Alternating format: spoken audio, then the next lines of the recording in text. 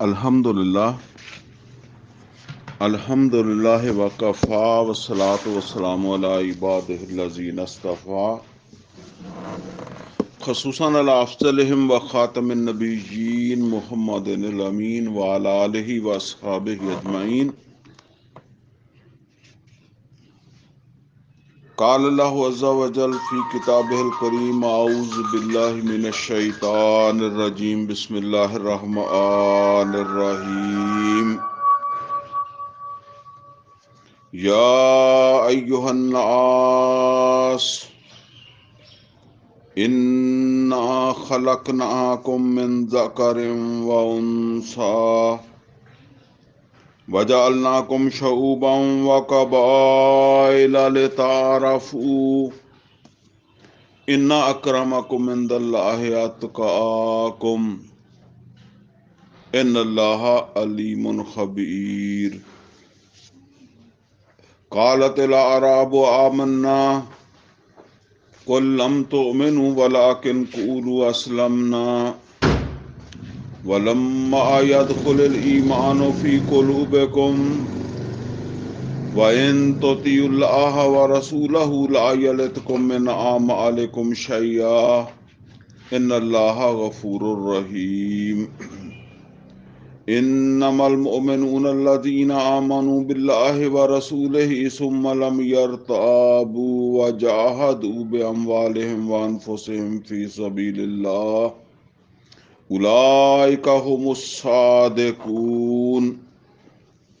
قل أتعلمون الله بدينكم والله يعلم ما في السماوات وما في الأرض والله بكل شيء عليم۔ یمنون علیک ان اسلموا قل لا تمنوا علی اسلامکم بل اللہ یمن علیکم ان ہداکم للایمان ان کنتم صادقین ان اللہ یعلم غیب السماوات والارض واللہ بصیر بما تعملون۔ صدق اللہ العلی العظیم۔ رب اشرح لی صدری ویسر لی امری واحلل عقدۃ من لسانی یفقہوا قولی۔ اللہم ارنا الحق حقا وارزقنا اتباعہ وارنا الباطل باطلا وارزقنا اجتنابہ، آمین یا رب العالمین۔ عزیز دوستو، اس وقت میں نے یہ سورہ حجرات ہے جس کی آیت نمبر 13 سے لے کر جو ہے وہ آیت نمبر 18 تک آیات ہیں جن کی تلاوت کی ہے۔ اس جو ہے وہ سورہ مبارکہ کی کل آیات 18 ہے اور 12 آیات ہم پہلے پڑھ چکے ہیں، اور وہ 12 جو آیات ہم نے پڑھی ہیں اس میں ہمارے 2 درس ہوئے، ایک میں پہلی 5 آیات اور اس کے بعد پھر 6 سے لے کر 12 نمبر آیت تک جو ہے نا وہ ہم پڑھ چکے ہیں۔ اب یہ تیسرا ہے جس میں درس ہے جس میں یہ انشاءاللہ جو ہے وہ مکمل ہو جائے گی۔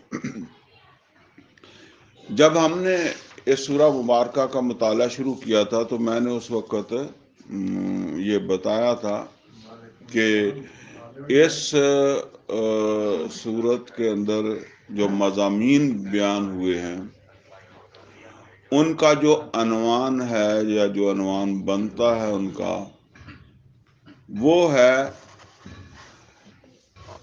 آفاقی معاشرے کی تشکیل کے حوالے سے اسلامی اصول یا یوں سمجھ لیں کہ اللہ تعالیٰ کی طرف سے جو ہے وہ ہدایات۔ معاشرے کے حوالے سے میں نے عرض کیا تھا کہ یہ معاشرہ جو ہے نا یہ تدریجاً اوپر اٹھا ہے، اور اس کا جو پہلا مرحلہ ہے وہ ہے ایک خاندان کا۔ اب خاندان میں جو ہے نا وہ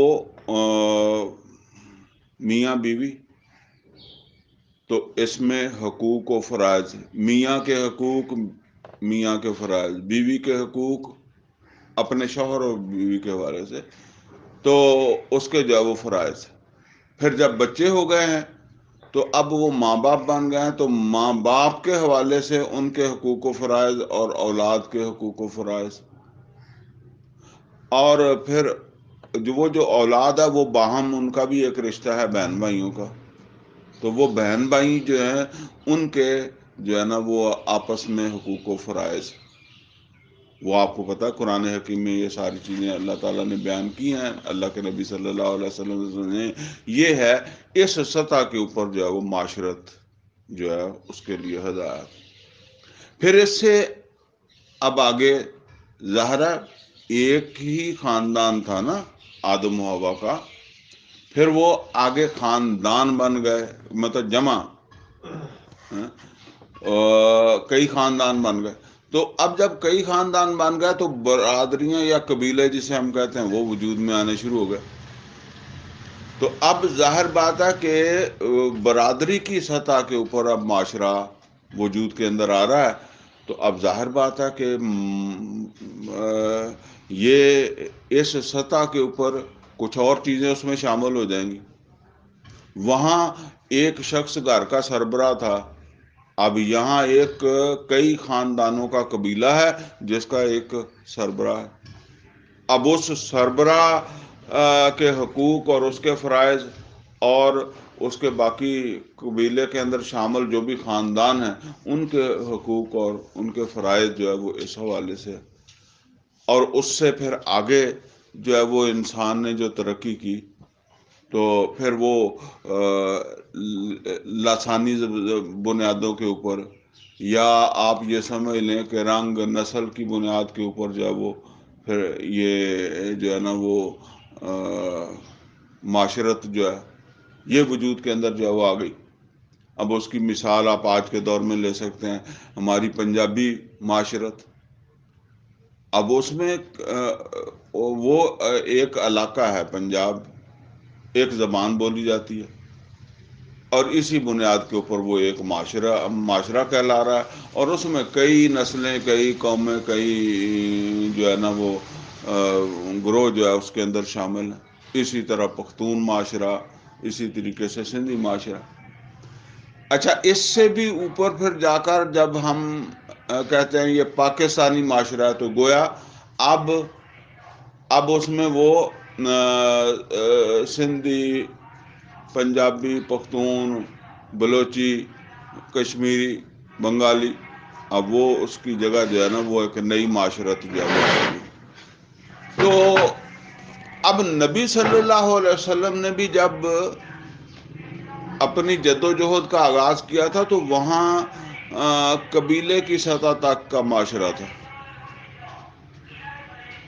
اسی لیے وہاں قبیلے کا سربراہ جو ہے اس کی جو اہمیت ہے اس کو آپ سمجھتے ہیں، اور باقی جو ہے نا وہ مدینے کے علیحدہ قبیلے اور مکے کے علیحدہ، طائف کے علیحدہ، اس طرح۔ اور نبی صلی اللہ علیہ وسلم نے یہ جو حجاز تھا نا جی، اس سارے کو ایک نظم کے اندر جو ہے وہ پرو کر ایک نظام قائم کیا، اور جس طرح آج ہم کہتے ہیں کہ یہ پاکستانی معاشرہ ہے، اس طریقے سے وہاں پھر اب عربی معاشرہ جو ہے نا وہ وجود کے اندر جو ہے وہ آیا۔ اچھا، اب یہ سمجھ لیں جی اس سے آگے کی بات ہے، اور وہ ہے آفاقی معاشرہ۔ آفاقی معاشرے سے مراد یہ ہے کہ یہ پوری انسانیت ایک معاشرے کی شکل جو ہے وہ اختیار کر جائے، تو یہ آفاقی ہے، ٹھیک ہے نا۔ اور اس میں پھر ظاہر بات ہے کہ نہ پاکستانی، نہ ہندوستانی، نہ چینی، نہ بلوچی، نہ آپ یوں سمجھ لیں کہ عربی، نہ عجمی، ٹھیک ہے نا، کوئی ایشین، کوئی یورپین، کوئی آسٹریلین یا کوئی امریکن، کوئی بھی ہو، تو وہ سب جو ہے وہ ایک معاشرہ جو ہے اس کی شکل جو ہے وہ اختیار کر دیں گے۔ اور اب یہ معاشرہ اسی طرف ہی جا رہا ہے، بلکہ کافی حد تک جا چکا ہے۔ اسی لیے ہم دیکھیں، اور اس میں یہ سمجھ لیں کہ اس میں جو بھی کوئی معاشرہ اوپر اٹھے گا نا وہ باقیوں کو متاثر کرے گا. ہم کئی دفعہ کہتے ہیں جی ہمارے معاشرے میں یورپی رنگ جو ہے وہ غالب آ رہا ہے. ٹھیک ہے نا. یہ اصل کے اندر یہ دوسری معاشرت جو ہے نا اس کو ایک معاشرہ جو ہے وہ دوسرے معاشرے کے اس تہذیب ثقافت کو جو ہے وہ متاثر کرتا ہے نا. تو اسی طرح ہی پھر وہ معاشرت وجود میں آتی ہے نا. اب ظاہر بات ہے کہ پوری دنیا کو ایک جو ہے نا وہ معاشرے کی شکل دینا، اور یہ اس کی اہمیت تو آپ سمجھتے ہیں نا کہ اگر یہ جو ہے نا وہ ایسی معاشرت جو ہے اس میں اس کو دل سے قبول نہیں کیا جاتا تو ظاہر بات ہے کہ پھر وہ معاشرت کیسے ہوگی. معاشرت تو تبھی ایسا ہی معنوں میں کہ جب سب لوگ اس کو جو ہے وہ پسند کریں، اسے اس کو اہمیت دیں،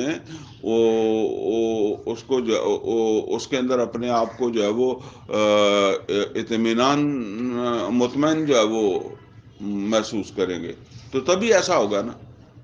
بہرحال یہ سمجھ لیں جی کہ یہ تو اب ہونا ہی ہونا ہے. ٹھیک ہے نا. اب یہ علیحدہ بات ہے کہ یہ معاشرہ جو وجود میں آئے گا وہ اسلامی ہوگا یا غیر اسلامی. ٹھیک ہے. جو طاقتور ہوگا وہ غالب آ جائے گا. یہ جو معاشرت طاقتور ہوگی وہ غالب آ جائے گی. ابھی تک تو بہرحال جو ہے وہ غیر مسلم معاشرت جو ہے نا وہی نظر آتی ہے، لیکن اس کی ایک وجہ ہے. اس کی وجہ یہ ہے کہ جو اسلامی معاشرت ہے ہم خود اس سے واقف نہیں ہیں، ہماری اکثریت واقف نہیں ہے، ہم خود اس کے اوپر جو ہے وہ عمل نہیں کرتے. لہذا جب عمل ہی نہیں کرتے تو آپ یوں سمجھ لیں کہ اسلام تو میدان میں ہے ہی نہیں. یعنی ایک ہے مقابلہ ہو رہا ہے نا، اس کے برابر پہ اسلامی معاشرت جو ہے وہ وجود رکھتی ہے تو وہ تو رکھتی نہیں ہے. لہذا مقابلہ جو ہے نا وہ نہیں ہے، اور مقابلہ کرنے والے جو ہمارے جیسے کوئی مسلمان ہیں وہ خود ہی جو ہے وہ متاثر ہیں، اور وہ اسلامی اصولوں کو جو ہے وہ انہوں نے اس طرح سے سمجھتے بھی نہیں ہیں اور اس کو انہوں نے جو ہے وہ اپنایا بھی نہیں. اور یہ بات سمجھ لیں کہ نبی کریم اس کی اہمیت اسی سے واضح ہوگی کہ نبی صلی اللہ علیہ وسلم نے فرمایا کہ قیامت سے پہلے کل روئے ارضی کے اوپر اللہ تعالیٰ کے دین کا غلبہ ہونا ہے. اب جیسے وہ عرب میں ہوا تھا نا نبی صلی اللہ علیہ وسلم کے ہاتھوں، جیسے وہ میں نے آپ کو بتایا کہ کئی قبائل جو ہیں وہ اب سمجھ لیں کہ ایک عربی معاشرت جو ہے نا اس کی شکل ان کا رہن سہن جو ہے وہ یہ شکل اختیار کر گیا. تو اس طریقے سے جب پوری زمین جو ہے اس پہ اللہ تعالیٰ کا نظام غالب ہونا ہے تو اس کا مطلب یہ ہے کہ ایک ایسی معاشرت بھی ہوگی، اور وہ معاشرت جو ہے اس کی یہ خوبی ہوگی کہ اس کو جو ہے وہ پوری زمین کے اوپر جو ہے وہ قبولیت حاصل ہوگی.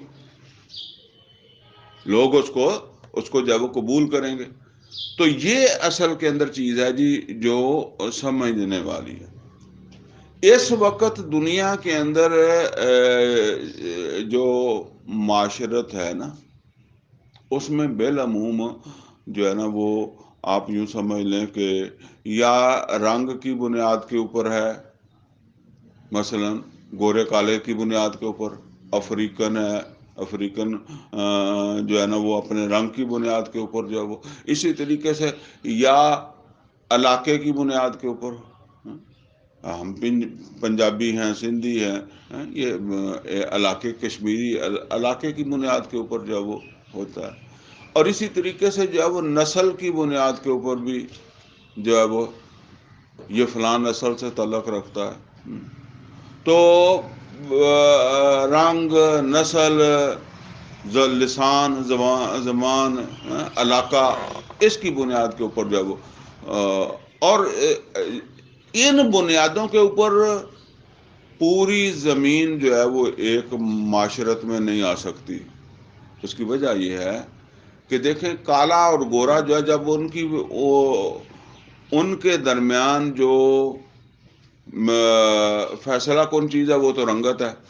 تو اب کالا تو گورا ہو نہیں سکتا، ٹھیک ہے نا، کالا جو ہے وہ گورا ہوگا تو گورے کے برابر ہوگا نا۔ اسی طریقے سے سمجھ لیں کہ علاقہ تو علاقہ ہے۔ مثال کے طور پر سمجھ لیں کہ ایک جرمنی ملک ہے، وہاں عیسائی لوگ ہیں، عیسائی حکمران ہوتے ہیں، اور اسی طرح ایک برطانیہ ملک ہے، اور برطانیہ کے اندر بھی عیسائی لوگ ہیں اور عیسائی حکمران ہوتے ہیں، اور دونوں ایک رنگ والے ہیں، گورے ہیں، لیکن دونوں جو ہیں وہ ایک دوسرے سے اختلاف رکھتے ہیں۔ آپ کو پتا ہے کہ یہ جنگ عظیم ہوئی ہے، 2 جنگیں ہوئی ہیں، یہ انہی کے درمیان ہوئی ہیں نا۔ اب خاص طور پہ دوسری کا بڑا نام ہے۔ اب وہ کیا کس بنیاد کے اوپر؟ بھائی مذہب بھی ایک ہے تمہارا، رنگ بھی ایک ہے، اور علاقہ بھی ایک ہے، دونوں یورپ کے یورپین ہیں، یہ بھی نہیں ہے، تو پھر کس بات کے اوپر جاؤ؟ تو اس کا مطلب یہ ہے کہ یہ اصل میں وہ جو برطانوی ہیں وہ اپنے آپ کو باقی سب یورپین سے بہتر سمجھتے ہیں۔ ادھر جرمنی والے اپنے آپ کو سمجھتے ہیں، فرانس والے اپنے آپ کو سمجھتے ہیں، یہ بے شک کوئی عیسائی ہو، وہاں یہ مسئلہ نہیں ہے کہ جی یہ شیعہ ہونے کی وجہ سے یا سنی ہونے کی وجہ سے یا اس وجہ سے۔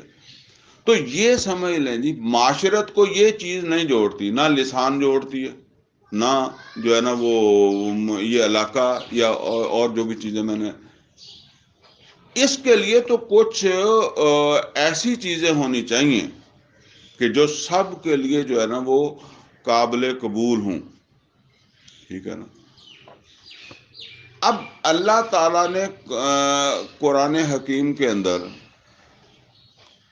خاص طور پہ ابھی جو ہم جو آج پڑھ رہے ہیں نا مضمون، اس میں وہ سب سے پہلے تو ویسے 2 چیزیں اس کے اندر جو ہے وہ بیان ہو رہی ہیں، تو اس میں پہلی چیز جو ہے وہ یہ آ رہی ہے کہ ایسی معاشرت جو ہے اس کی بنیاد کیا ہے، ٹھیک ہے، یعنی ایسی ایک آفاقی معاشرت جو ہے اس کی بنیاد کون سی چیز جو ہے وہ بنے گی۔ اور دوسرا پھر یہ ہے کہ وہ خیر ایمان حقیقی جو ہے، کیونکہ پھر انسانوں کی تقسیم تو یہی رہ گئی ہے نا کہ مسلم اور غیر مسلم، تو اب جو ہے نا وہ پھر مسلم جو ہے اس میں بھی پھر 2 چیزیں ہیں کہ ایک ہے اقرارم باللسان، ایک ہے تصدیقم بالقلب۔ بہرحال ایمان حقیقی جسے کہتے ہیں، تو وہ اس کے حوالے سے ایک بڑی وضاحت بھی جو ہے وہ انشاءاللہ ہم پڑھیں گے۔ بہرحال یہ ہے جی وہ چیز جس کو ہم ابھی پڑھنے لگے۔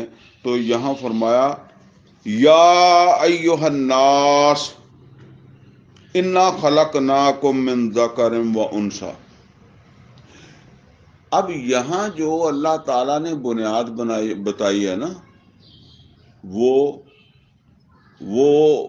پہلی کیا ہے کہ سب انسان جو ہیں ان کا خالق اور ان کا پالنے والا رب وہ ایک ہی ہے۔ وہ گورے کا بھی ہے، وہ کالے کا بھی ہے، وہ ایشین کا بھی ہے، وہ یورپین کا بھی ہے، وہ پاکستانی کا بھی ہے، وہ چینی کا بھی ہے، وہ مسلمان کا بھی ہے، وہ غیر مسلم کا بھی ہے۔ یہاں یہ نہیں ہے کہ جو غیر مسلم جو ہے ان کو کسی اور نے پیدا کیا، نہیں، سب کو اس نے پیدا کیا اور سب کو وہی پال رہا ہے۔ انا خلقناکم، جیسے وہ آیا نا یا ایھا الناس اتقوا ربکم، اپنے رب کا تقوی اختیار کرو، وہاں بھی دیکھیں انسانوں کو مخاطب کیا، یا ایھا الناس اتقوا ربکم الذی خلقکم من نفس واحدہ وخلق منها زوجها وبث منهما رجالا کثیرا ونساء واتقوا اللہ الذی تساءلون به والارحام ان اللہ کان علیکم رقیبا۔ اب کبھی یہ سورہ نساء کی جو پہلی آیت ہے اس کا ذرا ترجمہ پڑھیں، اور اس میں انسان کہہ کر مخاطب کیا گیا ہے، ایمان والے یا مسلمان نہیں، اس لیے کہ آدم اور حوا جو ہے نا وہ انسانوں کے ماں باپ ہیں۔ انسان آگے کو مسلمان ہے، کوئی نہیں ہے مسلمان، انسانوں کے ماں باپ ہیں۔ اور اسی طریقے سے اللہ جو ہے وہ خالق ہے ہر انسان کا، صرف مسلمانوں کا نہیں، اور وہ رب ہے تمام انسانوں کا، صرف مسلمانوں کا نہیں۔ تو فرمایا کہ یا ایھا الناس، لوگو، انا خلقناکم، یہ بات یاد رکھو، ہم نے تم کو پیدا کیا۔ اچھا، جب یہ چیز تسلیم کر لی جائے تو اب آپ دیکھیں نا، ایک کالا ہے ایک گورا ہے، تو پیدا تو اس کو کسی نے کیا نا، یعنی اللہ نے کیا۔ ان کے اپنی کوئی گناہ یا ان کی اپنی کوئی خواہش ہے اس کے اندر؟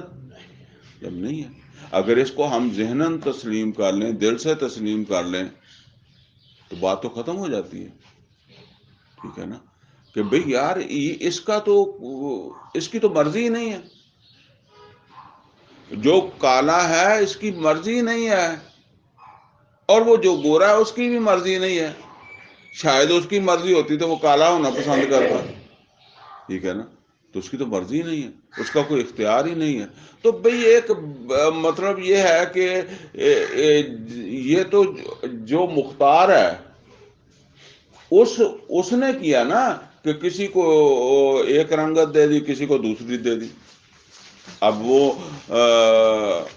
وہ ہماری بات ہے نا کہ ہم جب وہ کوئی ڈرامہ وغیرہ یا کوئی فلم وغیرہ دیکھتے ہیں تو اس میں دو کردار ہوتے ہیں نا، ایک ہیرو ہوتا ہے ایک ویلن ہوتا ہے، تو وہ ہمیں ویلن پر غصہ آنے لگ جاتا ہے، حالانکہ ویلن کو تو کردار اس نے دے دیا ہے ویلن کا، ٹھیک ہے نا، جس کو اس نے ہیرو بنا دیا وہ ہیرو بن گیا، تو اب وہ جو اس کو کہتا ہے اس نے تو وہی کرنا ہے، ٹھیک ہے نا۔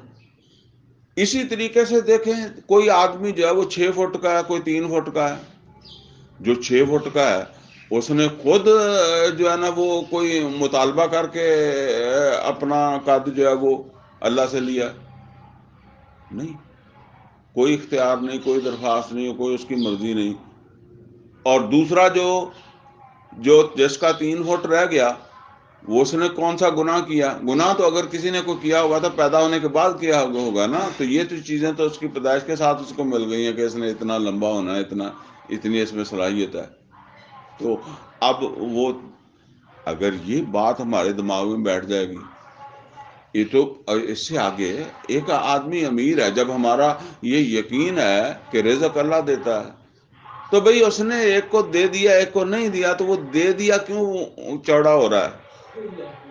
جس کو ملا ہوا ہے وہ کیوں اپنے آپ کو سمجھتا ہے کہ میں کو بہت اعلیٰ ہو گیا ہوں اس بنیاد کے اوپر کہ میرے پاس 4 پیسے زیادہ آ گئے؟ اسی کے اوپر قیاس کر لیں، اور اسی لیے آگے یہی بات بیان فرمائی ہے۔ اب یہ نوٹ کر لیں جی، اسلام جب ہم آفاقی معاشرت کی بات کرتے ہیں نا، تو اس معاشرت کے اندر تمام لوگ ہوں گے نا، صرف مسلمان نہیں ہوں گے، غیر مسلم بھی ہوں گے، ٹھیک ہے نا، صرف پاکستانی نہیں ہوں گے، کوئی اور بھی اس کے اندر ہو سکتے ہیں، ٹھیک ہے نا۔ مطلب یہ ہے کہ ہر علاقے کے ہر زبان بولنے والے ہر رنگ والے لوگ ہو سکتے ہیں۔ اسلام تو اس آفاقی دین ہے نا، تو اس میں اللہ نے یہ صلاحیت رکھی ہے۔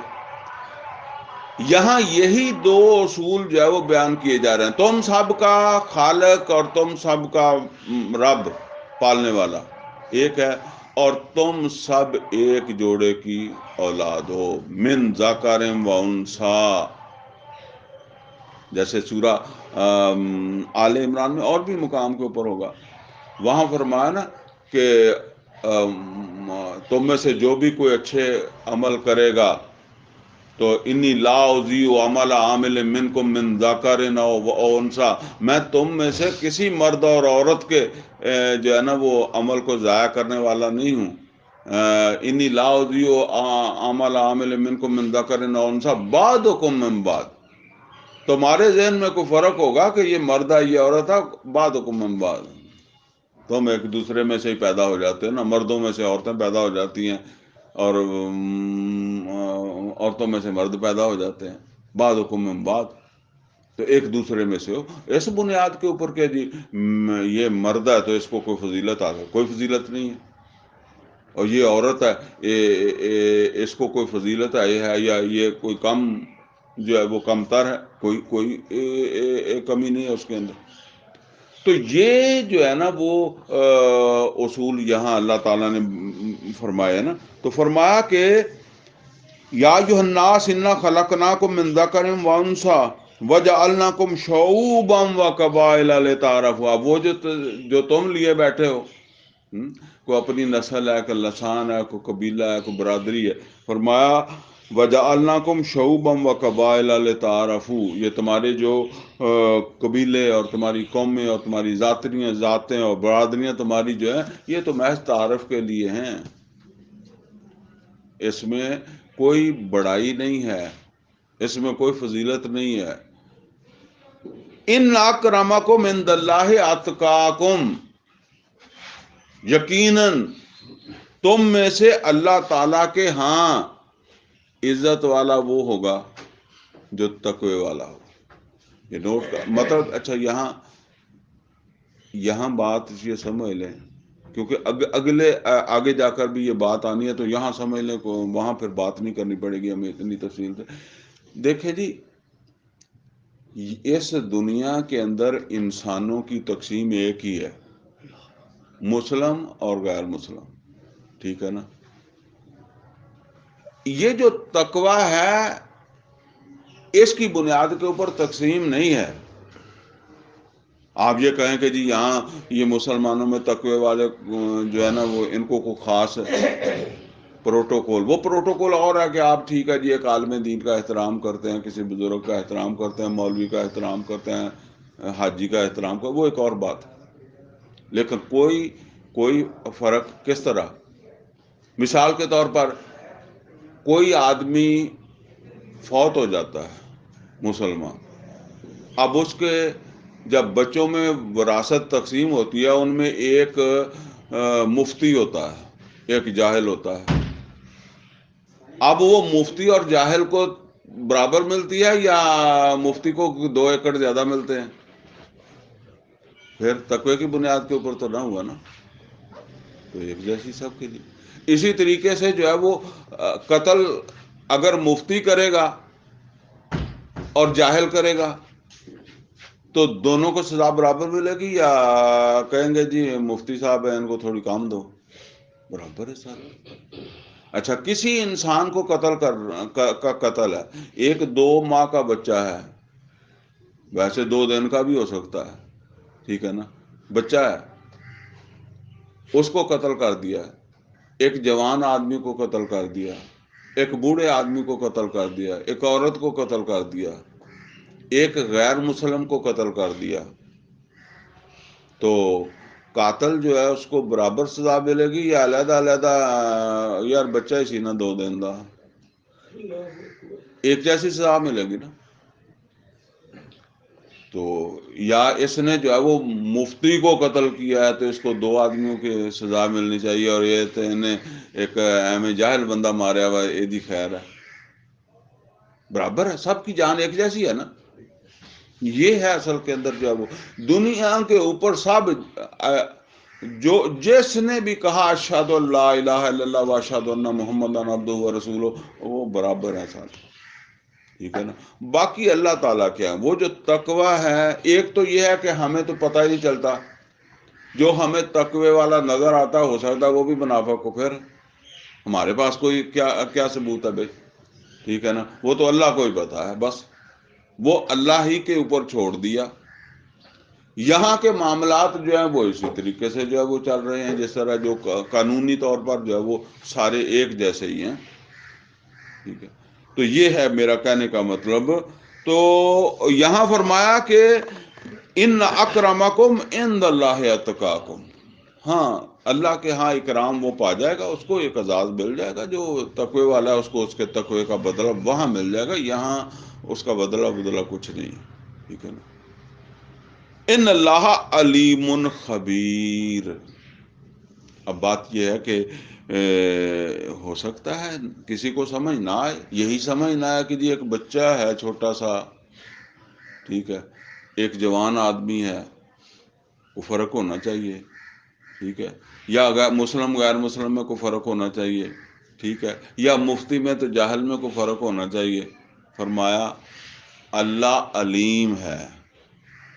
ٹھیک ہے، یہ وہ جو کچھ تمہیں بتاتا ہے نا وہ اپنے علم کی بنیاد کے اوپر جو ہے وہ تمہیں بتاتا ہے. جو اصول تمہیں دے رہا ہے نا وہ اپنے علم کی بنیاد کے اوپر یہ اصول جو ہے وہ دیے جا رہے ہیں، اور ان کی اہمیت تمہیں شاید نہ سمجھ آئے، اسے وہ سمجھتا ہے.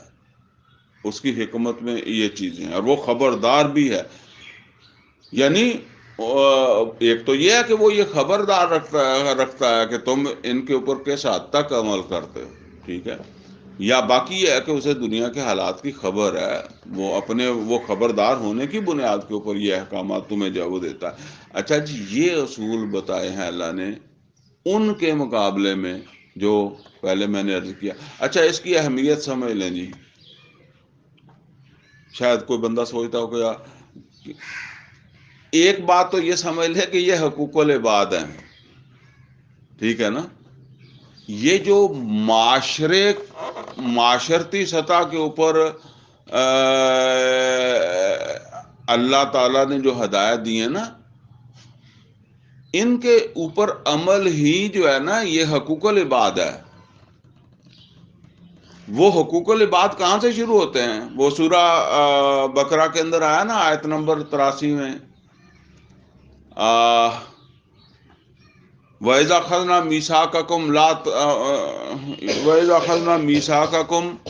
وَإِذَا أَخَذْنَا مِيثَاقَ بنی اسرائیل، یاد کرو جب ہم نے بنی اسرائیل سے جب پختہ عہد لیا تھا، لا تعبدون الا اللہ، اللہ کے سوا کسی کی بندگی نہیں کرو گے، عبادت نہیں کرو گے. اب وہ عبادت کے جو دو حصے بیان کیے ہیں وہ کیا ہے؟ وَبِالْوَالِدَيْنِ إِحْسَانًا وَبِذِي الْقُرْبَى وَالْيَتَامَى وَالْمَسَاكِينَ وَقُولُوا لِلنَّاسِ حُسْنًا. یہاں ماں باپ سے بات شروع ہوئی ہے اور تمام انسانیت تک پہنچا دی ہے. وَقُولُوا لِلنَّاسِ حُسْنًا. اور دوسرا وَأَقِیمُوا الصَّلَاةَ وَآتُوا الزَّکَاۃَ، یہ حقوق اللہ بھی ادا کرو. یعنی پہلے حقوق العباد کا ذکر ہے، اور حقوق العباد وَقُولُوا لِلنَّاسِ حُسْنًا تمام انسانوں کی بات ہوئی ہے. جب وہ ایک آفاقی معاشرہ وجود میں آئے گا نا، تو اس معاشرے میں جو غیر مسلم ہوں گے، کیا ان کے حقوق نہیں ہوں گے؟ ان کے انسان ہونے کی بنیاد کے اوپر یہ حقوق ہوں گے. اچھا، وہ میں پہلے بھی مثال دیا کرتا ہوں. دیکھیں، عام طور پر انسان ہونے کے ناطے سوچیں، ہم سب کے کچھ مسائل ہیں، وہ خواہ پاکستانی ہے، ہندوستانی ہے، یورپین ہے، ایشین ہے، آسٹریلوی ہے، یا کوئی بھی ہے، کینیڈین ہے، سب کے وہ مسائل ہیں. ان میں پہلا کیا؟ روٹی، کپڑا اور مکان. یہ ہم میں سے ہر ایک کی ضرورت ہے.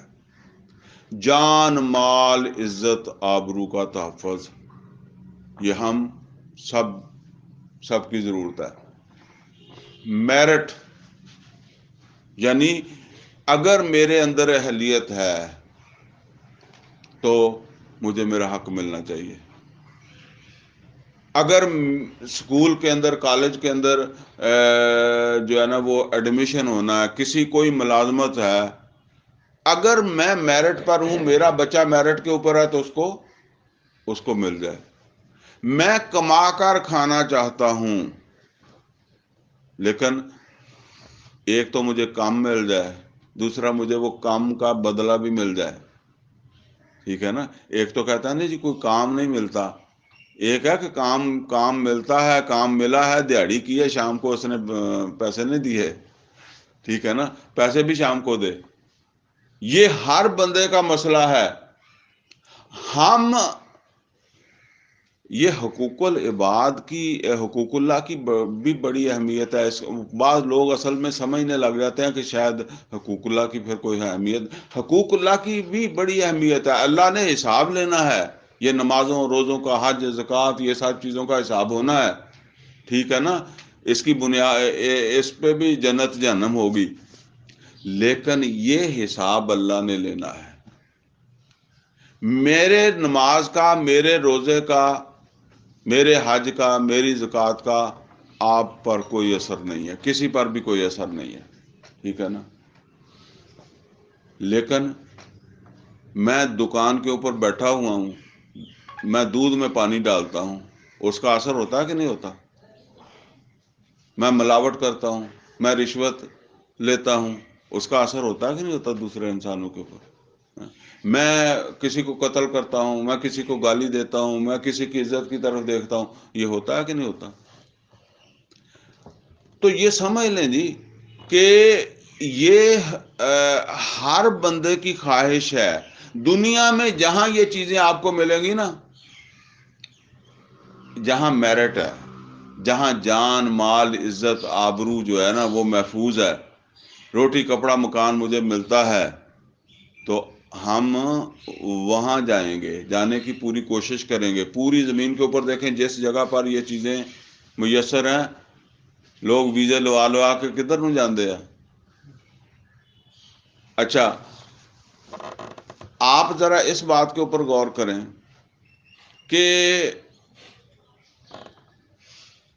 ہم لوگ سعودی عرب کے مقابلے میں امریکہ کو کیوں ترجیح دیتے ہیں؟ ایک میرے رنگے جنہوں سمجھ نہ ہوئے وہ تو چلو کہہ دے گا جی میری تو دل کردا ساری عمر سے اتنے مکئی کٹ دے. بہرحال وہ استثنائی باتیں ہیں. لیکن اکثریت جن کو ہم سمجھتے ہیں، اب جب پوری دنیا کی بات کرتے ہیں تو پھر اس حساب سے بات سمجھے. وہ کس کو ترجیح دیتی ہے، امریکہ کو یا سعودی عرب کو؟ امریکہ کو. کیوں؟ اس لیے کہ ٹھیک ہے روٹی تو وہاں سعودی عرب میں کما کے کھا لے گا، لیکن آزادی نہیں ہے، یہ بھی چاہیے، ٹھیک ہے نا، برابری نہیں ہے. وہ تو جو آپ کے جاتے ہیں وہ کہتا ہے جی وہ اجمیان کچھ نہیں سمجھتے، عرب اور عجم کا فرق بنا دیتے ہیں، ٹھیک ہے نا. اور یہ فرق آپ کو وہاں یورپ میں نہیں ملتا، وہاں امریکہ میں نہیں ملتا، ٹھیک ہے نا. اچھا، وہ جو آپ کو عزت دیتے ہیں وہ کس بنیاد کے اوپر دیتے ہیں؟ کہ جی آپ پاکستان سے آئے ہیں اس وجہ سے ان کو عزت دیں، یا یہ مسلمان ہیں انہوں نے داڑھی رکھی ہے اس وجہ سے؟ نہیں، وہ آپ کو انسان ہونے کی بنیاد پہ دیتے ہیں، اور وہی اللہ کہہ رہا ہے، ٹھیک ہے نا. وہ آپ کو انسان سمجھ کر عزت دیتے ہیں. وہ مسلمان سے تو نفرت کرتے ہیں، پاکستانی سے بھی نفرت کرتے ہیں، لیکن آپ وہاں چلے گئے تو اب آپ کو انسان سمجھتے ہیں. وہ انسان سمجھ کر آپ کو حقوق جو ہے وہ دے رہے ہیں. اچھا، جو آدمی بھی ہم میں سے امریکہ جاتا ہے، کوئی ہمارے بچوں میں سے جاتا ہے، کیا وہ اس کے دماغ میں یہ خناس ہوتا ہے کہ میں وہاں جا کر جو ہے وہ حکمران بن جاؤں گا؟ یا اس کے دماغ میں ہوتا ہے کہ میں وہاں وزیر بن جاؤں گا، کوئی پارلیمنٹ کا ممبر بن جاؤں گا، یا کوئی بڑی نوکری مل جائے گی؟ بالکل نہیں. اس کی وجہ یہ ہے کہ تو نے یہاں سے جتنی مرضی انگلش سیکھ لی نا، وہاں سارے انگلش ہی بولتے ہیں، ٹھیک ہے نا. یہ جو بھی جاتا ہے نا اس کے دماغ میں یہ ہوتا ہے کہ پنجابی کے اندر کوئی دیہڑی دپا لب جائے گا، کو کہیں مزدوری مل جائے گی، لیکن وہ مزدوری میں میرا گزارا ہو جائے گا، پھر مجھے عزت بھی ہے ملے گی، ٹھیک ہے، میرا جان و مال عزت آبرو محفوظ بھی ہوگا، میں وہاں سے کما کے عزت کی زندگی گزار لوں گا. یہاں تو گزار نہیں سکتا. وہاں میں تھانے میں جاؤں گا تو وہ مجھے انسان سمجھ کر میری بات سنے گا، یہاں تو نہیں سنتا، ٹھیک ہے. یہاں مسلمان بیٹھا ہوا نہیں سنتا، وہاں کوئی کافر بیٹھا ہوگا سنے گا. اور وہاں جو تنخواہ ملے گی اس میں سے بچت کر کے حج بھی کر لوں گا، عمرہ بھی کر لوں گا. کو پچھلے جو ہم پیچھے پسماندگان جو پاکستان میں ہیں ان کی بھی کوئی ہیلپ جو ہے وہ کر دوں گا، ٹھیک ہے نا. تو یہ وجہ ہے جی ہم سارا دن امریکہ کو برا کہہ کے اس معاشرے کے اندر جا کر جو ہے وہ سکھ کا سانس جو ہے وہ لیتے ہیں کہ جی. تو جب تک یہ اصول اسلام کے ہی ہیں، وہ اس کو اسلام کے اصول سمجھ کر نہیں اپنایا، انہوں نے اپنی عقل سے اس کو جو ہے وہ سمجھا، اور انہوں نے کہا جی یہ اخلاق کا تقاضا ہے. تو ویسے اسلام دین فطرت ہے، تو فطرت تو بتاتی ہے کہ یہ چیز صحیح ہے، یہ غلط ہے. ہمیں اللہ نے اضافی طور پر رسول کے ذریعے بھی اور قرآن کے ذریعے بھی یہ چیزیں بتا دی، لیکن ہم نہ تو فطرت کے پیچھے چلتے ہیں، نہ رسول کے پیچھے چلتے ہیں، نہ اللہ کی کتاب کے پیچھے چلتے ہیں۔ لہذا سمجھ لیں کہ ہماری نمازیں روزہ سارا پاکستان نمازی ہو جائے اور سارا پاکستان جو ہے وہ داڑھیوں والا ہو جائے اور سارا پاکستان جو ہے نا وہ حج کر لے، تو آپ کا معاشرہ جو ہے نا یہ قابل قبول نہیں ہوگا دنیا کے لیے، ٹھیک ہے؟ جب تک، اس لیے کہ چلو کسی مسلمان کو تو کوئی اٹریکشن ہو سکتی ہے نا، لیکن اب جب آپ آفاقی معاشرے کی بات کرتے ہیں تو اس کے اندر تو جو ہے وہ پھر یہی چیزیں کہ کوئی غیر مسلم کافر بھی ہے، اس کو بھی انصاف چاہیے، وہ بھی انسان ہے، انسان ہونے کے ناطے اس کا بھی حق ہے، ٹھیک ہے؟ وہ حقوق اسے اسی طرح ملنے چاہیے، بلکہ ان کے ہاں تھوڑے ملتے ہیں، اس سے زیادہ ملنے چاہیے، ٹھیک ہے نا؟ تو فرمایا کہ یا ایھا الناس انا خلقناکم من ذکر و انثی وجعلناکم شعوبا وقبائل لتعارفوا ان اکرمکم عند اللہ اتقاکم ان اللہ علیم خبیر۔ مطلب کیا ہے، خلاصہ کیا ہے میری اس گفتگو کا، کہ معاشرتی سطح پر، یعنی ایک آفاقی معاشرے کے لیے جو اصول ہے وہ ہے مساوات، یعنی تمام انسان جو ہے نا وہ معاشرتی سطح پہ برابر ہے، ہر ایک کی جان مال، کوئی انسان کہہ رہا ہوں میں، ٹھیک ہے نا، جان مال عزت آبرو اس کو تحفظ حاصل ہے۔ اور جو عام عوام کے لیے چیزیں ہوتی ہیں، مثلا آپ دیکھیں ہمارے لوگ جو ہے وہ یورپ جاتے ہیں، بوڑھے ہو جاتے ہیں نا، تو وہاں ان کو پینشن ملتی ہے، ٹھیک ہے نا، تو یہ پینشن عمر فاروق رضی اللہ تعالیٰ عنہ کے زمانے میں غیر مسلموں کو بھی ملتی تھی، یہ غیر مسلموں کو وظیفہ اسے ہم کہہ دیتے ہیں نا، وہ غیر مسلموں کو بھی ملتا تھا۔ تو جو ہے نا وہ یہ ہے اسلامی معاشرت۔ اب آگے ایک دوسری بات جو ہے وہ آ رہی ہے، وہ میں نے پہلے بھی عرض کیا کہ ایمان حقیقی جو ہے نا اس کے حوالے سے گفتگو ہو رہی ہے، لیکن کوئی تھوڑی سی ایک بات سمجھ لیں کہ دیکھیں جی، جس وقت نبی صلی اللہ علیہ وسلم مکہ میں تھے نا، تو مکہ میں آپ دعوت دیتے تھے، آپ کی دعوت سے نمبر ایک تو کوئی بندہ متاثر ہوتا تھا، مطلب اس طرح نہیں تھا کہ جی اے 10 بندے آ گئے، جی اے 20 بندے آ گئے، کوئی بندہ آپ کی دعوت سے متاثر ہوتا تھا اور پھر کہتا تھا اشہد ان لا الہ الا اللہ و اشہد ان محمدا عبدہ و رسولہ۔ اس کی وجہ کیا تھی؟ اس کی وجہ یہ تھی کہ دنیاوی اعتبار سے اس کو اس میں کوئی اٹریکشن نہیں نظر آتی تھی، دنیاوی اعتبار سے، کہ میں مسلمان ہو کے کی فائدہ ملے گا۔ بس ایک چیز کہ اگر اسے یہ سمجھ آ گئی کہ اس کا فائدہ آخرت میں ملے گا اور اس پر اسے یقین آ گیا، تو پھر وہ اشہد اللہ الہ الا اللہ و اشہد اللہ محمد عبدہ و رسولہ کہتا۔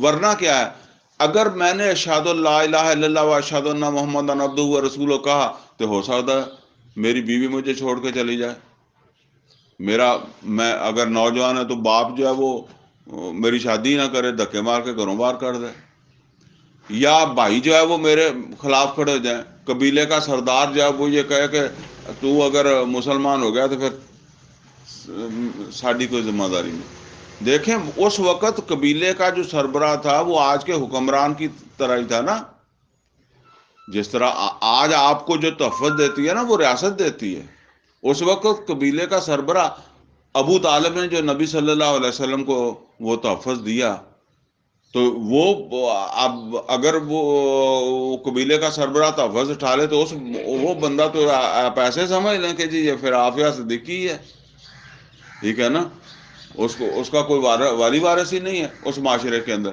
تو وہ کیوں کہے گا اشہد اللہ الہ الا اللہ و اشہد اللہ محمد عبدہ و رسولہ؟ ویسے نہیں کہے گا، اس کو پتا ہے کہ میرے ساتھ وہ بلال والا سلوک بھی ہو سکتا ہے، وہ خباب بن ارت رضی اللہ تعالیٰ عنہ والا بھی ہو سکتا ہے، اور آل یاسر والا بھی ہو سکتا ہے، اور شیب بنی طالب والے جو ہیں، میری دکان اجڑ سکتی ہے، میرے ساتھ کوئی جو ہے وہ بائیکاٹ کر دے گا، تو کیوں میں خام خواہ جو ہے وہ پنگا لوں اور میں جو ہے وہ مسلمان ہو جاؤں؟ ہاں، جب اسے یہ بات سمجھ آتی تھی کہ یہ ایمان لانا اگرچہ یہ سب جو چیزیں ہیں ان کا موجب ہو سکتا ہے، لیکن یہ نقصان، یہ تکلیف اتنی زیادہ نہیں ہے جو مجھے ایمان نہ لانے کے نتیجے میں آخرت کے اندر بھگتنی پڑے گی۔ پھر وہ اشہد اللہ الہ الا اللہ و اشہد ان محمد عبدہ و رسولہ کہتے ہیں۔ اب یہ میں نے جو اتنی تقریر کی ہے، اس کا مطلب کیا ہے؟ اس کا مطلب یہ ہے کہ اس کے دماغ کو، اس کے دل کو سمجھ آ چکی ہوتی تھی کہ یہ اشہد اللہ الہ الا اللہ و اشہد ان محمد عبدہ و رسولہ کیا ہے۔ یہ یقین یا ایمان جسے ہم کہتے ہیں نا اقرارم باللسان و تصدیقم بالقلب، یہ تصدیقم بالقلب پہلے ہوتی تھی اور اقرار بعد میں ہوتا تھا۔ پھر وہ اقرار کرتا تھا اشہد اللہ الہ الا اللہ و اشہد ان محمد عبدہ و رسولہ، بعد میں کہتا تھا، پھر وہ عمل بھی کرتا تھا۔ ٹھیک ہے، تو ظاہر ہے ایسا تو بندہ پھر کوئی ہونا ہے۔ ٹھیک ہے، اچھا، جب نبی صلی اللہ علیہ وسلم آ گئے مدینے میں، یہاں یہ سارے مسائل ختم ہو گئے۔ اس کی وجہ کیا؟ یہاں آتے ہی قبائل کے سردار جو تھے اوس اور خزرج کے، وہ ایمان لائے، اور اب یہ تو کوئی بات نہیں ہے کہ قبیلے کا سربراہ جو ہے وہ اشہد اللہ الہ الا اللہ و اشہد ان محمد عبدہ و رسولہ کہہ رہا ہے، تو اب اس قبیلے کا کوئی آدمی جو ہے وہ اس کے ساتھ کھڑا ہونا پسند نہ کرے۔ ٹھیک ہے نا، تو وہ بھی اس کے ساتھ آ رہا ہے۔ پھر آہستہ آہستہ یہ رو چلتی گئی، محمد رسول اللہ صلی اللہ علیہ وسلم کو غلبہ حاصل ہونا شروع ہو گیا۔ تو صورتحال کیا بنی؟ اذا جاء نصر اللہ والفتح ورأیت الناس يدخلون فی دین اللہ افواجا، لوگ آ رہے ہیں فوج در فوج۔ یعنی کہاں یہ مکے کی بات ہے کہ نبی صلی اللہ علیہ وسلم تبلیغ کر کے کوئی بندہ ملتا تھا، اور کہاں یہ کہ کبھی ایک قبیلہ آ رہا ہے، کبھی دوسرا آ رہا ہے، فوج در فوج۔ ادھر 50 بندے ہوں اسلام قبول کر کے گئے، ادھر 100 اور آ گیا۔ یہ صورتحال جو ہے وہ وہاں یہ بن گئی۔ اب یہ جو صورتحال بنی ہے، یہ سمجھنے کی ضرورت ہے۔ ٹھیک ہے، سب کے بارے میں ہم نہیں کہتے، لیکن اکثریت یا زیادہ تر کافی سارے لوگ وہ تھے جن کے ابھی وہ ایمان کی کیفیت تو وہ تھی نہیں۔ یہاں اقرار پہلے ہے، سمجھ گئے؟ وہاں کیا تھا؟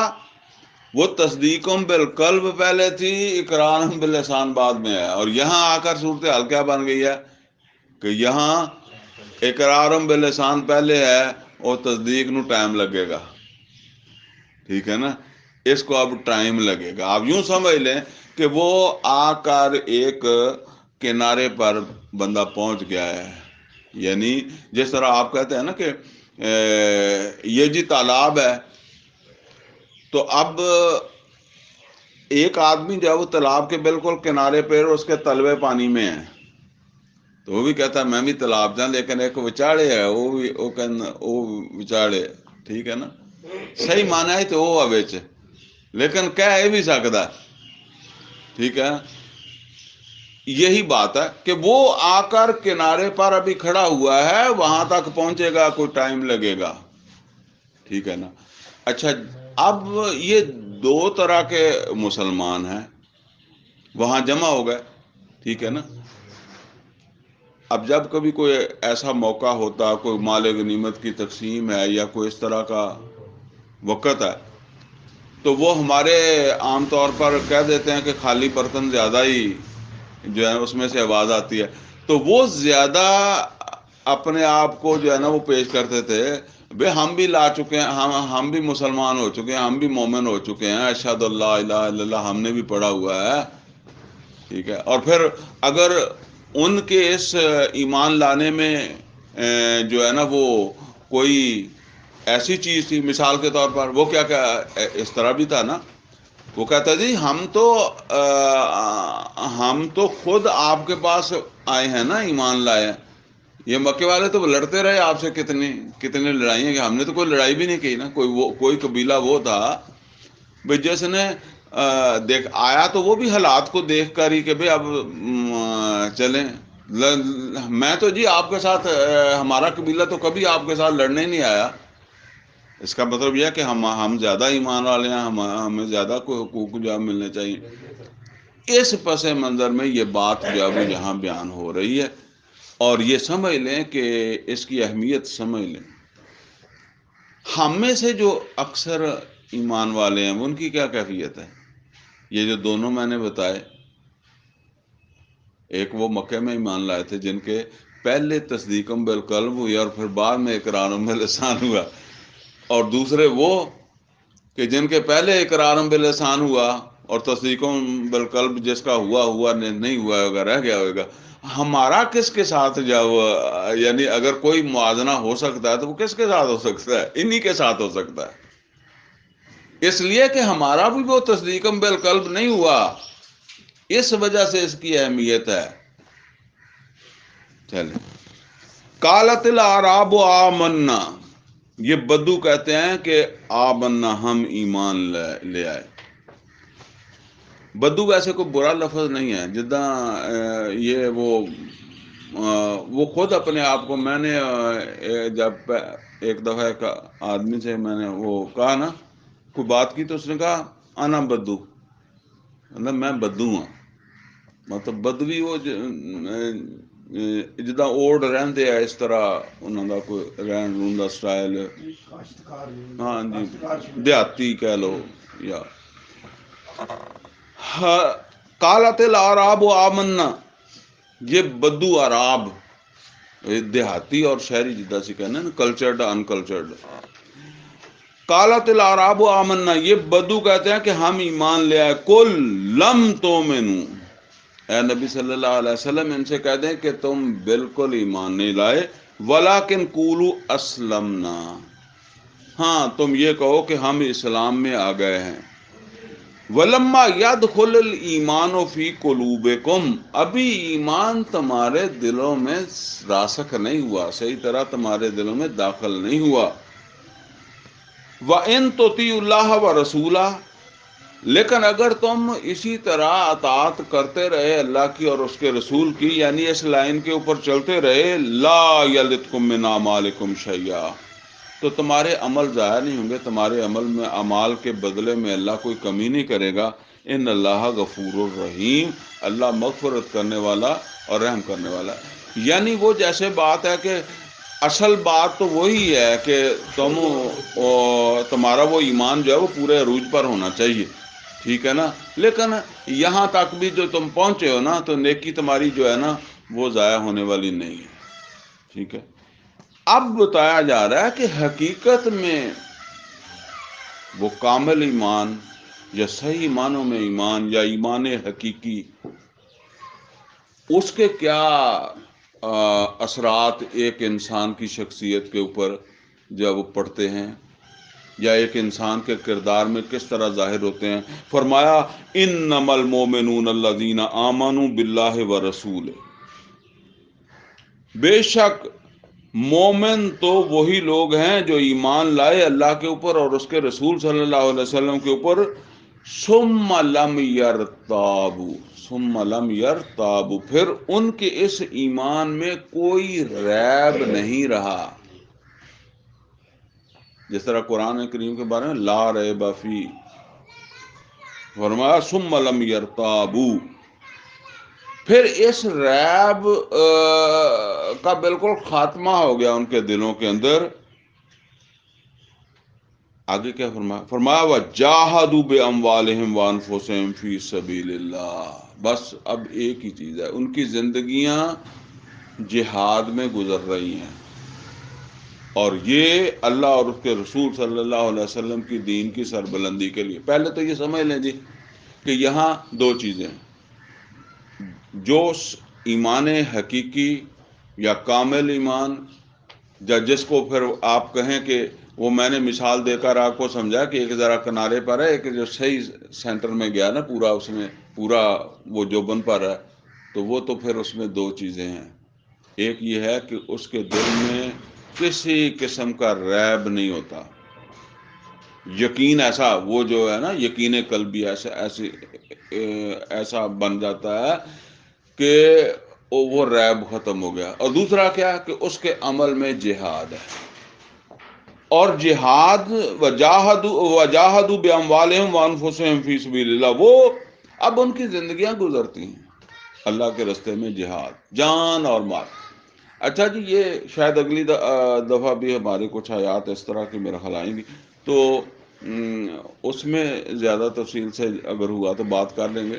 لیکن یہاں سے سمجھ لیں جی، اگر ایمان حقیقی واقعی بندے میں پیدا گیا تو بندے کی زندگی تو اب مجاہد کی زندگی ہے، اور حقیقت میں مومن جو ہے نا وہ تو مجاہد ہی ہوتا ہے. لیکن ایک بات ہے، وہ یہ کہ عام طور پر جو ہم یہ سمجھتے ہیں کہ مجاہد کسے کہتے ہیں جو جنگ لڑتا ہے، یہ بات غلط ہے. ٹھیک ہے نا؟ دیکھیں، جہاد تو اس وقت شروع کر دیا جب نبی صلی اللہ علیہ وسلم فرمایا یا ایھا الناس قولوا لا الہ الا اللہ تفلحوا، اے لوگوں کہو لا الہ الا اللہ فلاح پا جاؤ گے. جہاد شروع ہو گیا. دیکھیں نا، آپ کا مشن ہے کہ یہ آپ نے کمرہ بنانا ہے، یہ تعمیر آپ نے چھت بھی ڈالنی ہے، آپ بنیادوں کا کام کر رہے ہیں، بنیادیں کھود رہے ہیں، تو مشن تو آپ کا وہاں تک کا ہی ہے نا. آپ ذرا غور کریں کہ یہ مکہ پھر 13-14 سال کیا ہوتا رہا. یہ مکہ کی کمائی تھی جو محمد رسول اللہ صلی اللہ علیہ وسلم بدر میں لے کر گئے نا. یہ اگر مکہ میں کام ہی نہ ہوا ہوتا تو پھر بدر میں کس نے جانا تھا؟ یہ مکہ کی کمائی محمد رسول اللہ صلی اللہ علیہ وسلم لے کر گئے. وہ اصل بات یہ، اچھا اگر مکہ میں یہ بھی نہ ملتے پھر تو بدر بھی نہ ہوتی. اگر یہ بھی نہ ملتے تو پھر کیا ہوتا؟ پھر یہی ہوتا جو نوح علیہ السلام نے جس طرح کرتے رہے، شعیب علیہ السلام جو کرتے رہے، لوط علیہ السلام جو کرتے رہے. وہ جہاد ہے. نبی صلی اللہ علیہ وسلم نے فرمایا کہ ہر پیغمبر جو ہے وہ شہید ہوتا ہے. حالانکہ جو ہے نا وہ خود نبی صلی اللہ علیہ وسلم کوئی جسمانی میں ہم شہید کہتے ہیں، وہ اس طرح شہید تو نہیں ہوئے نا. اچھا، قرآن کریم میں اللہ تعالیٰ نے مسلمانوں کو کہا کہ تمہیں تو ہم نے امت بنائی شہداء کے لیے، وَكَذَلِكَ جَعَلْنَاكُمْ أُمَّةً وَسَطًا لِتَكُونُوا شُهَدَاءَ عَلَى النَّاسِ وَيَكُونَ الرَّسُولُ عَلَيْكُمْ شَهِيدًا. تو وہ شہداء امت کیسے؟ اگر ہم یہ کام کرتے کرتے مر جائیں گے، ہماری جان اور ہمارے وسائل، جان اور مال دو چیزیں ہیں، وہ اس کے اندر جب وہ لگتی رہیں، ہمیں شک ہونا شروع ہو جاتا ہے. جب وہ بات ذہن میں بیٹھتی ہے نا، جنگ تو ہم کر نہیں رہے. دیکھیں، اگر بات وہاں تک پہنچ گئی ہے، اس مرحلے تک، تو اب اگر میں اس طرح آپ کو لے کر بیٹھوں گا تو پھر یہ میں جوتوں کا حقدار ہوں گا. ٹھیک ہے نا؟ پھر ادھر جانا ہے. محمد اور رسول اللہ صلی اللہ علیہ وسلم جب احد جا رہے تھے نا، تو اس وقت اگر کوئی آدمی جو ہے نا وہ لوگوں کو اکٹھے کرتا، وہ کہتا جی ہم یہاں تبلیغ کرنے لگ جاتے ہیں، یا ادھر آ جاؤ مسجد کے اندر جو ہے وہ اعتکاف کرتے ہیں، یا یہاں جو ہے وہ درس قرآن کرتے ہیں یا بیٹھتے ہیں، تو یہ عمل درست نہیں. ٹھیک ہے نا؟ لیکن جب وہ وقت نہیں آیا تو پھر سارا زور تو یہیں لگنا ہے. جب وہ وقت نہیں آیا تو آپ کا سارا زور یہاں لگنا ہے، اور پھر اسی میں آپ مرے تو آپ شہید ہی ہیں. تو یہ ہے اصل کے اندر بات جی. باقی مجھے تو یہی سمجھ آئی ہے، اور اسی وجہ سے میں جو ہے نا وہ اپنی طرف سے تو بہرحال شاید کیونکہ انسان بہرحال اپنے آپ کو بھی دھوکہ کبھی کبھی دے لیتا ہے، تو کوشش تو میں کرتا رہتا ہوں. اور یہی بات میں آپ لوگوں کو سمجھاتا ہوں کہ جب وہ وقت آئے گا پھر جو پیچھے رہا یا جس نے کوئی اور راستہ جو ہے وہ تلاش کیا، ٹھیک ہے نا، محمد رسول اللہ صلی اللہ علیہ وسلم تو تبوک جا رہے ہیں نا، تو اب کوئی جو ہے وہ وہاں لے کے مسجد نبوی کی 50,000 نمازوں کمانے بیٹھ گیا تو وہ غلط ہے، ٹھیک ہے نا. لیکن بات یہ ہے کہ وہ مرحلہ تو دور ہے، یا اس کے تو کوئی امکانات نہیں ہیں، اور پتہ نہیں آتا ہے یا نہیں آتا. تو وہ تو آیا بھی تو اسی طرح آنا ہے نا. میں نے آپ کو بتایا کہ مکے میں کام ہوا تو بدر آیا ہے نا، تو وہ کام تو کرتے کرتے مر جاؤ نا. ہمارا دل نہیں کرتا کہ ہمارا ذہن مطمئن نہیں ہے، ہم اس کام کو نہیں سمجھتے کہ اس کی اتنی اہمیت ہے، نہ اس میں ہم اپنا وقت دینے کے لیے تیار ہیں، نہ اس میں ہم اپنا پیسہ لگانے کے لیے تیار ہیں. وہ جان مال، حالانکہ دیکھیں یہ اس وقت یہ سستا ہی ہے نا جی. جان والا کام تو پھر بہت بھاری ہو جاتا ہے نا، اور وہ جان کے ساتھ مال بھی ہوتا ہے. اپنا گھوڑا لے کر جاتے تھے میدان میں، اپنی تلوار ہوتی تھی، وہاں کو فوج نہیں دیتی تھی، ٹھیک ہے. وہ جب بھی آئے گا آئے گا، لیکن کم از کم جو جس پوزیشن میں ہم ہیں اور اس میں ہم جو کچھ کر سکتے ہیں وہ ہم کریں. یہ جہاد فی سبیل اللہ ہے.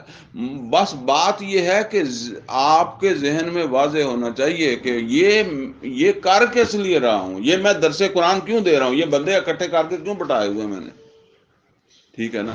یہ بس صرف یہ تبلیغ ہی ہے یا ثواب ہی ہے، کیا ہے، ٹھیک ہے نا. نہ ملے کوئی نہیں ملتا تو کوئی بات نہیں، ٹھیک ہے نا.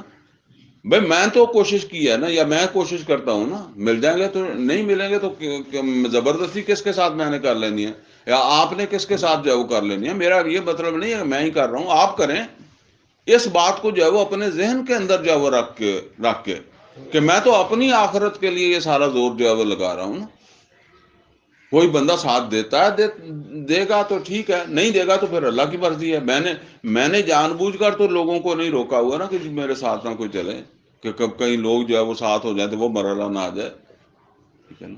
تو یہ ہے جی، اس کے اندر جو بھی آپ پیسہ لگاتے ہیں، جو بھی آپ وقت لگاتے ہیں، وہ جہاد فی سبیل اللہ ہی کے راستے کے اوپر جو ہے وہ سب کچھ لگ رہا ہے. کیونکہ جہاد فی سبیل اللہ اس جد و جہد کا نام ہے جس کا مقصد اسی طرح سے ایک نظام کو قائم کرنا ہے جس طرح کا نظام عرب میں محمد رسول اللہ صلی اللہ علیہ وسلم نے قائم کر دیا تھا. اور میں کئی دفعہ آپ سے عرض کر چکا ہوں کہ نبی صلی اللہ علیہ وسلم کوئی نرے مسجد کے امام نہیں تھے، وہ ملک کے حکمران تھے، ٹھیک ہے نا.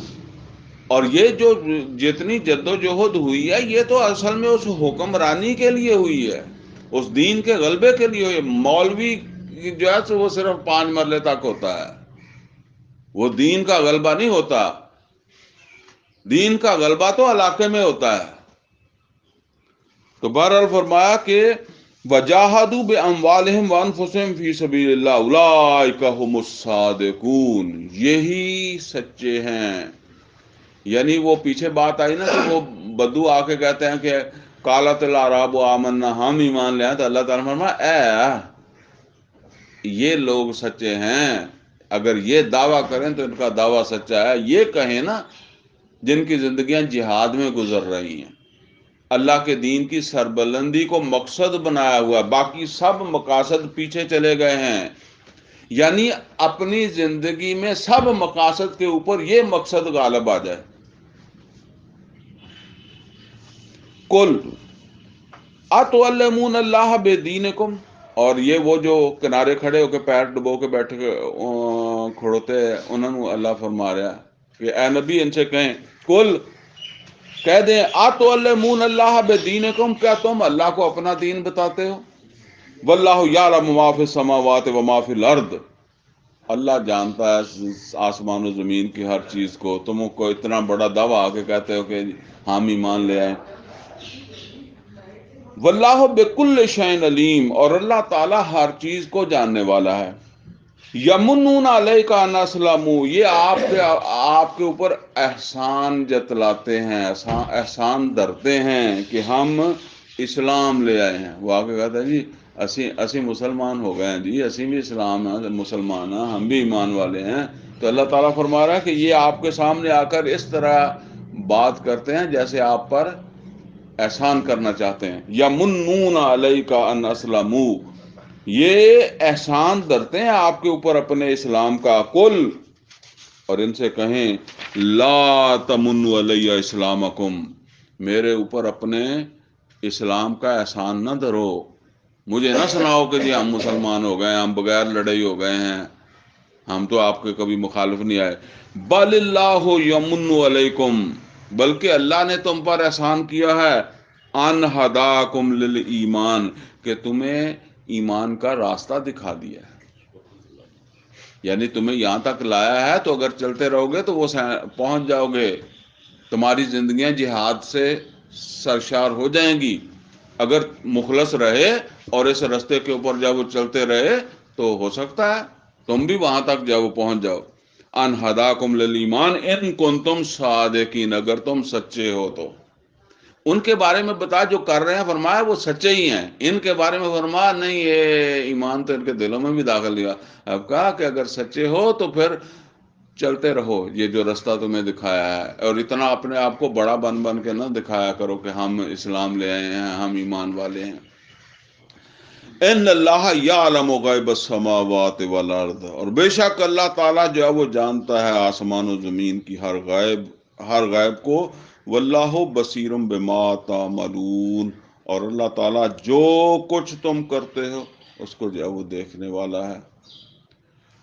اللہ تعالیٰ سے دعا ہے جی اللہ تعالیٰ ہمیں قرآن کا فہم عطا فرمائے، عمل کی توفیق عطا فرمائے۔ اقول قولی ھذا واستغفرہ لی ولکم ولسائر المسلمین والمسلمات۔